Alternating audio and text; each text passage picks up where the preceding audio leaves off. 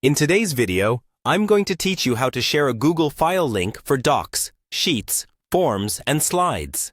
Whether you're collaborating on a team project, organizing an event, or simply need to share information with others, knowing how to efficiently share your files can be incredibly helpful. Let's dive right into it. The first thing you need to do is to open the Google file that you want to share.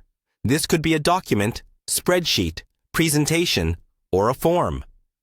Just open it up in your Google account, and you'll be ready to start the sharing process. Once your file is open, look towards the top right corner of your screen. Here, you'll find the Share button, which is your gateway to sharing your file with others. Go ahead and click on it. Now, you'll see a section titled Share with People and Groups. If you need to share your file directly with specific people, like team members or collaborators, you can just enter their email addresses in the provided field. Google will then send them an invitation to access the file. However, if you prefer to share your document more broadly, or to control how it's accessed, you have the option to click on the Copy Link button. This is particularly useful if you want to distribute your file widely, such as in a newsletter or a group chat. Before you send that link out, it's essential to set the right permissions. Google offers 3 levels of access: Viewer, Commenter, and Editor. Consider what level of interaction you want your recipient to have. If you just need them to look over the content without making any changes, Viewer is the way to go. If you think they might have valuable feedback to add, choose Commenter.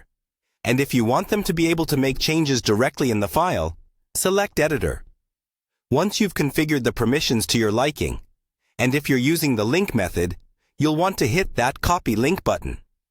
This copies the link to your clipboard, making it easy for you to paste it wherever you need to send it, like in an email, a chat message, or on a social media platform. After you've sorted out your sharing settings and copied your link, there's just one last step.